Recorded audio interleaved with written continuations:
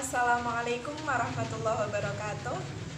Halo kakak-kakak semua, kembali lagi dengan saya Rafida Salma, mahasiswi pendidikan guru sekolah dasar Fakultas Keguruan dan Ilmu Pendidikan Universitas Mulia Kudus. Gimana nih kabar kakak-kakak semua selama kurang lebih 1 tahun kita menjalani perkuliahan atau pembelajaran secara online? Saya harap kalian semua selalu menerimanya dengan senang hati dan selalu semangat untuk mengerjakan segala hal yang positif. Utamanya pada saat ujian akhir semester seperti saat ini. Dan pada kesempatan video kali ini, saya akan membahas tentang hasil ujian akhir semester yang telah saya kerjakan pada mata kuliah keterampilan berbahasa Indonesia yang diampu oleh Bapak Dr. Irfai Fathur Rahman, MPD. Dan untuk lanjut ke video berikutnya, saya harap kakak-kakak bisa menonton sampai selesai. Soal yang pertama.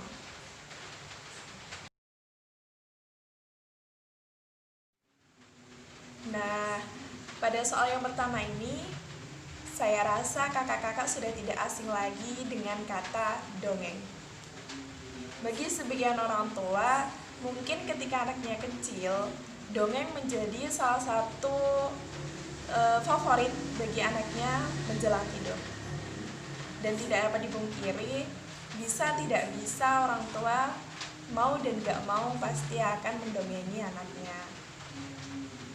Dan cerita pada dongeng yang disampaikan pastinya mengandung sebuah amanat yang baik, juga mengajarkan sebuah cerita buruk yang akan diambil pelajaran oleh anak.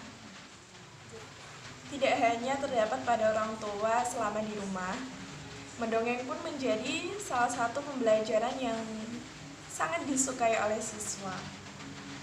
Biasanya, dongeng digunakan oleh guru untuk menerapkan nilai-nilai karakter pada diri siswa.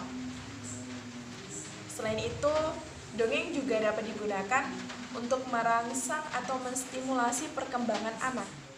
Namun, ternyata mendongeng akhir-akhir ini menjadi sebuah momok yang menakutkan bagi sebagian orang tua juga bagi sebagian guru.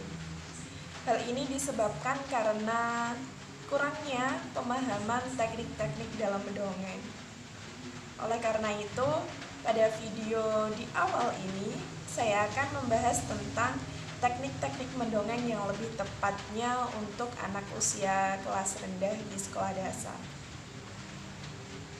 Ada beberapa teknik mendongeng yang tepat bagi siswa kelas rendah di sekolah dasar, di antaranya yang pertama, jaga image di depan siswa. Jadi kita sebagai pendongeng tidak boleh jutek, cuek, ataupun merasa tidak suka untuk dilihat, karena postur kita di depan umum, utamanya di depan anak yang masih dalam usia kelas rendah, kita perlu menampakkan sebuah image yang bagus untuk dilihat oleh mereka. Bagaimana kita bertindak, bagaimana kita berbicara, itu akan selalu diperhatikan oleh anak dari awal sampai akhir, sehingga anak dapat menerima respon mata kepada otak secara cepat. Jadi bagaimana tingkah laku kita dalam mendongeng akan mengakibatkan bagaimana respon yang diterima oleh siswa tersebut. Jadi kita perlu menggunakan pendekatan emosional kepada siswa. Bagaimana kita? Yang kedua, kita perlu menjaga intonasi. Perlu diingat nih kakak-kakak, dalam mendongeng kita tidak boleh terburu-buru dalam berbicara. Apalagi ketika kita mendongeng di depan anak-anak, di mana pendengaran mereka masih dalam tahap berkembang dan mereka tidak bisa merespon secara cepat seperti halnya dewasa berkomunikasi dengan orang dewasa pula. Jadi sangat perlu diperhatikan kepada pendongeng ketika ia berkomunikasi dengan anak kecil. Yang ketiga, bersikap tenang dan menguasai suasana. Anak-anak akan merasa lebih tenang dan senang apabila mendengarkan sebuah dongeng dan cerita, ketika si pendongeng pun hatinya merasa tenang, fisiknya pun tenang, pikirannya pun ikut tenang. Jadi kita sebagai pendongeng harus pintar-pintarnya mengolah suasana agar selalu cair dan kita harus selalu tenang. Kuncinya adalah tenang. Apabila kakak-kakak sebagai pendongeng merasa gugup atau nervous, kita perlu melakukan teknik sederhana nih. Kalau menurut saya, kita bisa menjadi tenang ketika sebelum tampil atau pentas, kita perlu menarik nafas dalam-dalam. Kita tahan selama kurang lebih 3 detik dan kita hembuskan. Lakukan hal tersebut sebanyak 3 kali dan rasakan apa perbedaannya.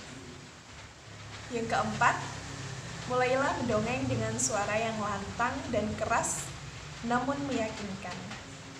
Hal ini dimaksudkan agar pendengar dongeng merasa suaranya yang diterima ini jelas, namun dia tidak merasa takut karena suaranya lantang.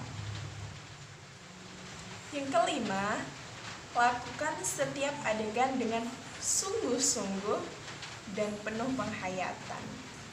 Ketika kita marah, ekspresi pun harus seperti apa yang berada di dalam skenario sebelumnya. Dan ketika ada adegan tertawa, kita pun harus dapat menghayatinya dan berekspresi tertawa. Hal tersebut dapat memancing para pendengar atau para pemerhati agar mendengarkan ceritanya dengan baik dan seksama. Karena ekspresi kita menentukan jalannya cerita dari awal hingga akhir. Apabila kita monoton dan tidak ekspresif, maka dapat dipastikan para pendengar akan merasa jenuh dan bosan dan pasti berpikir seperti itu saja. Yang keenam, yang lebih penting nih kakak-kakak, jangan panik ketika si pendengar mulai gaduh. Tidak dapat dihindari apabila si pendengar dongeng kita ini pasti akan riuh, berisik, ataupun gaduh. Utamanya pada anak-anak kecil usia rendah nih. Pasti kita akan menjumpai sekumpulan anak-anak yang merasa dirinya ini sedang memperhatikan kita. Namun cara memperhatikannya dengan cara berbicara dengan temannya, entah itu diskusi atau bertanya-tanya tentang dongeng yang kita sampaikan. Jadi anggap saja kegaduhan mereka itu sebuah perhatian atas penghayatan dongeng kita. Dan hal tersebut tidak menjadi masalah selama kita akan tetap tenang menyampaikan dongeng dengan baik, seriuh apapun suasana yang ada di dalam situ. Trik selanjutnya, jangan melawan kegaduhan dengan suara yang keras, karena hal tersebut akan menambah kegaduhan di dalam suasana dongeng tersebut.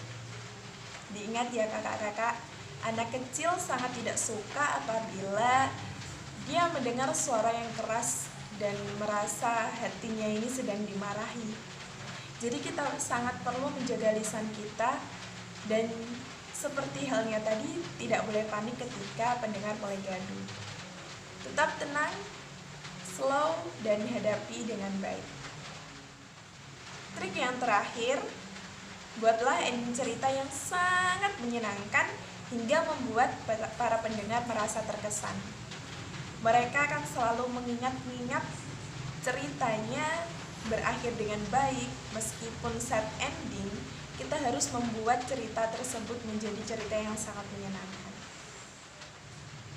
Soal selanjutnya yaitu tentang keterampilan reseptif dan keterampilan produktif. Apa saja sih yang termasuk keterampilan produktif dan keterampilan reseptif? Nah, keterampilan itu dibagi menjadi 2. Yang pertama keterampilan produktif, yang mencakup keterampilan menulis dan keterampilan berbicara. Dan yang kedua, keterampilan reseptif atau menerima, yang mencakup keterampilan menyimak dan keterampilan membaca. Jadi, pada soal kedua ini, kita akan membahas tentang langkah-langkah menerapkan keterampilan produktif dan keterampilan reseptif pada siswa sekolah dasar. Yang pertama, kita perlu menerapkan pembelajaran yang terpadu atau secara tematis, yakni memadukan keterampilan menyimak dan keterampilan berbicara, atau memadukan keterampilan membaca dengan keterampilan menulis, atau menerapkan keterampilan berbicara dengan keterampilan menulis, atau juga dapat memadukan keterampilan menyimak dengan keterampilan menulis. Jadi, antara 4 keterampilan tadi kita dapat memadukannya secara bersamaan.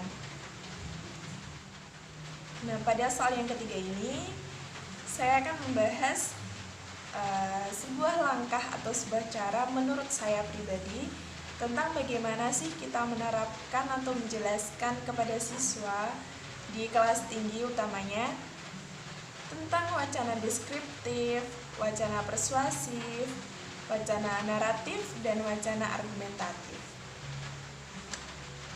Yang pertama, wacana deskriptif. Deskriptif ini berasal dari kata deskripsi atau sebuah penggambaran. Dan pada penjelasan wacana deskriptif ini, guru dapat memberikan sebuah wacana atau bacaan yang menggambarkan sesuatu dengan jelas.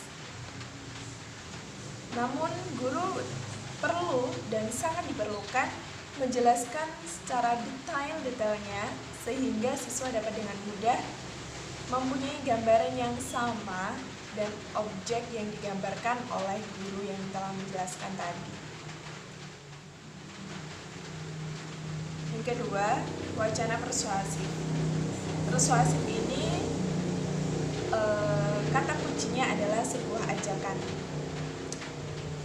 Guru dapat memberikan sebuah karangan atau wacana kepada siswa yang sangat unik sehingga dapat membuat siswa ini merasa diajak oleh si pemberi wacana tersebut. Dan siswa dapat berbuat sesuatu dengan menyampaikan alasannya, contohnya, dan bukti-buktinya yang dapat meyakinkan atas ajakan yang telah diberikan. Yang ketiga, wacana naratif. Dalam wacana naratif ini, guru dapat memberikan sebuah karangan atau wacana yang dikembangkan dengan pola urutan waktu. Misalnya, sebuah kunjungan ke Museum Kartini. Guru dapat menjelaskan dari awal hingga akhir. Misalnya, dari awal persiapan pemberangkatan, kemudian pemberangkatan ke museum, kemudian ada tiba di tempat tujuan, hingga persiapan untuk pulang dari Museum Kartini tersebut. Jadi, guru dapat menjelaskan secara runtut pola urutan waktu dari awal hingga akhir di penjelasan wacana naratif ini. Tidak hanya sebuah narasi dengan urutan waktu, namun guru juga dapat menggunakan contoh karangan atau wacana naratif dengan hal yang berhubungan dengan biografi tokoh. Misalnya biografi Ki Hajar Dewantara, tokoh dalam pendidikan yang sangat berperan bagi kita semua dan yang pastinya sangat penting untuk diketahui oleh siswa kita. Misalnya siapa nama aslinya, kelahirannya di mana, pada tanggal berapa, kemudian prestasi-prestasi Ki Hajar Dewantara, ada karya-karya yang telah diberikan oleh Ki Hajar Dewantara untuk kita semua, dan lain sebagainya. Wacana selanjutnya yaitu wacana argumentatif. Pada wacana ini, guru dapat memberikan sebuah karya tulis yang terdapat data yang valid atau fakta yang dapat diperoleh guru melalui wawancara atau penelitian. Contohnya yang ada di sekitar kita saat ini yaitu guru dapat melakukan sebuah penelitian kecil terhadap siswa selama pembelajaran di rumah karena terdampak COVID-19. Dan guru dapat menulis hasil penelitiannya melalui wawancara terhadap siswa yang sedang melaksanakan pembelajaran di rumah, ataupun dengan data-data valid dan dapat dibuktikan kebenarannya yang telah diterimanya selama penelitian. Soal yang keempat.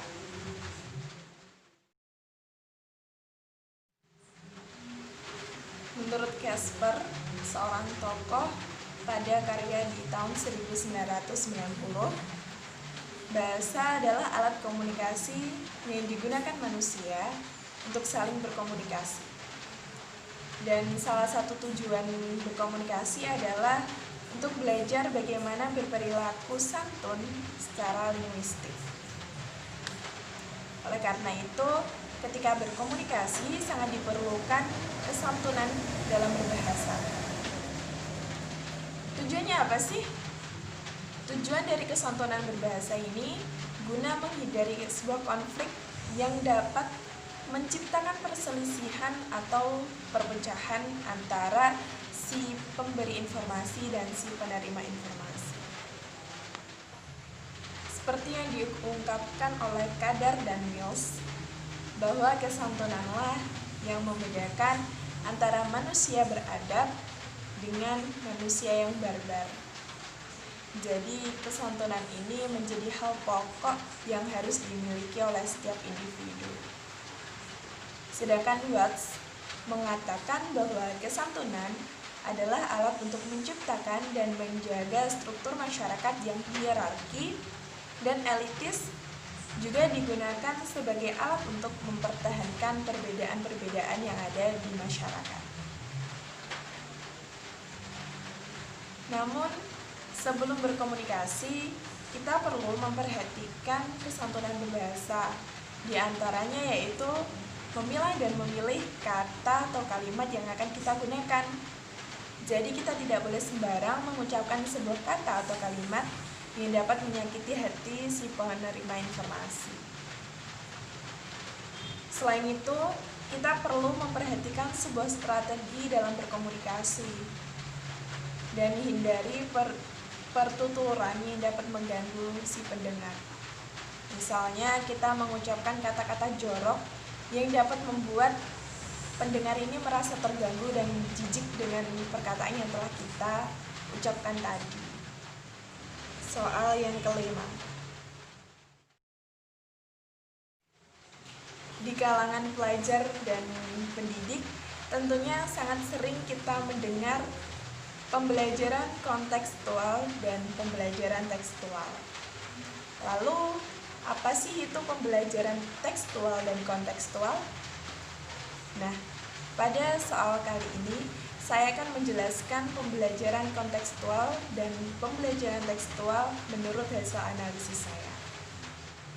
Pembelajaran kontekstual merupakan pembelajaran yang menggunakan konsep belajar yang membantu guru mengaitkan antara materinya dengan hal-hal nyata pada yang terjadi di sekitar siswa.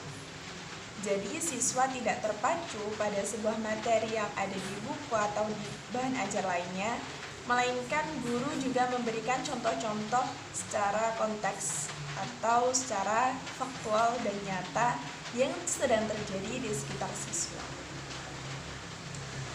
Menurut Wina Sanjaya, pembelajaran kontekstual adalah suatu pendekatan pembelajaran yang menekankan pada proses keterlibatan siswa secara penuh untuk menemukan materi yang dipelajari dan menghubungkannya dengan situasi kehidupan nyata sehingga dapat mendorong siswa untuk menerapkannya pada kehidupan sehari-hari. Jadi inti pada pendekatan pembelajaran kontekstual ini yaitu sebuah contoh nyata yang ada di kehidupan siswa. Yang selanjutnya yaitu pembelajaran tekstual. Pembelajaran tekstual ini memposisikan siswa sebagai proses transformasi distribusi teks. Dari teks kepada siswa lewat perantara guru. Guru tidak hanya sebagai pembimbing, namun guru menjadi perantara antara buku atau teks dengan siswa.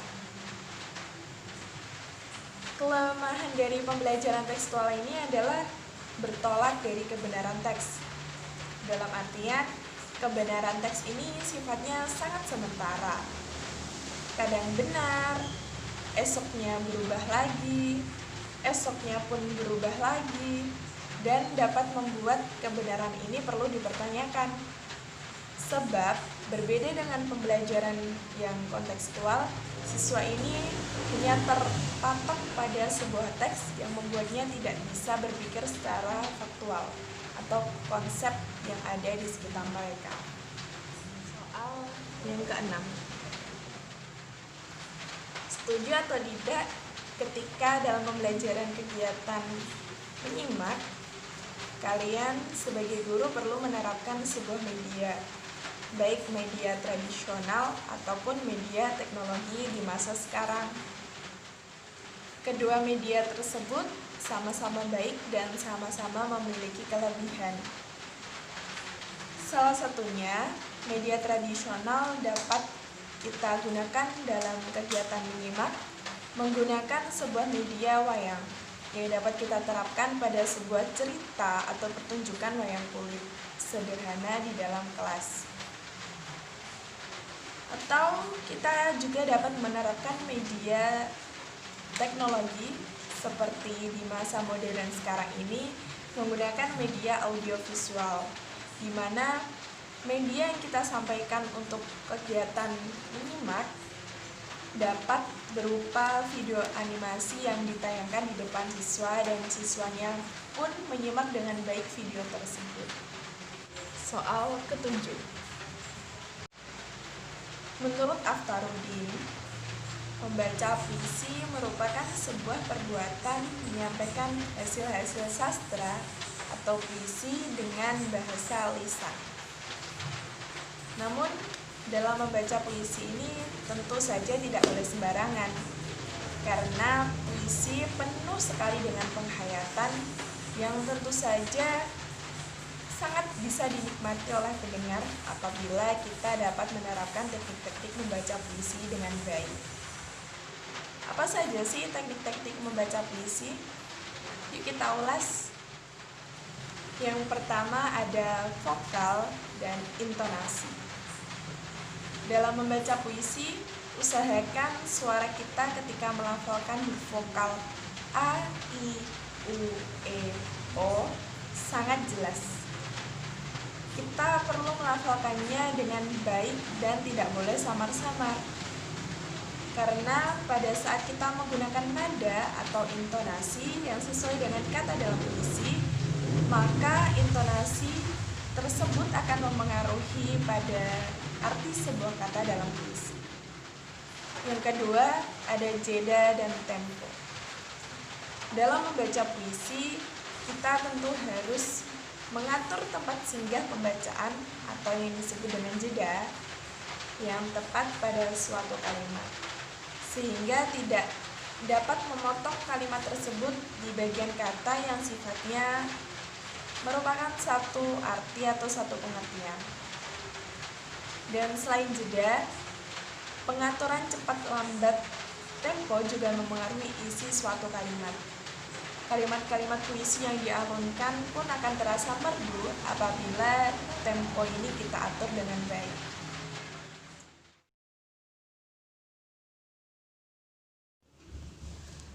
Bermain peran dalam drama dapat digunakan untuk meningkatkan keterampilan berbicara pada anak usia sekolah dasar. Penanaman dan pengembangan aspek nilai, moral, dan sikap siswa akan lebih mudah dicapai apabila siswa secara langsung memerankan peran tertentu daripada hanya mendengarkan penjelasan atau melihat dan mengamati saja. Dalam bermain peran drama, terdapat langkah-langkah yang terdiri dari 3 tahapan, yaitu pra-pementasan, saat pementasan, dan pasca pementasan. Pertama, pra-pementasan. Untuk menyajikan suatu peran, dibutuhkan persiapan-persiapan sebelum pementasan itu ditampilkan. Dalam tahap pra-pementasan, yang harus dipersiapkan oleh siswa adalah memilih naskah, memilih pemain, dan mempelajari naskah. Kedua, saat pementasan. Pada saat pementasan, yang perlu diperhatikan adalah akting siswa harus wajar dan tidak boleh dibuat-buat atau berlebihan. Siswa harus meyakinkan penonton sehingga penonton merasa bahwa pemain menampilkan pengimajinasiannya secara nyata. Yang ketiga, pasca pementasan. Setelah pementasan berlangsung, sebaiknya diadakan penilaian-penilaian terhadap unsur-unsur yang terdapat dalam peran, seperti gerak tubuh, intonasi, vokal, dan ekspresi. Terdapat juga saran dan kritik dengan tujuan dapat mengerti kekurangan-kekurangan pementasan guna refleksi terhadap pementasan selanjutnya.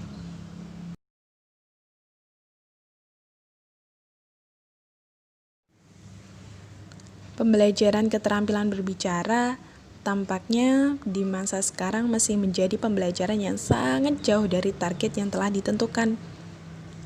Hal tersebut pastinya memiliki penyebab-penyebab yang mengakibatkan keterampilan berbicara ini sulit diterima oleh siswa.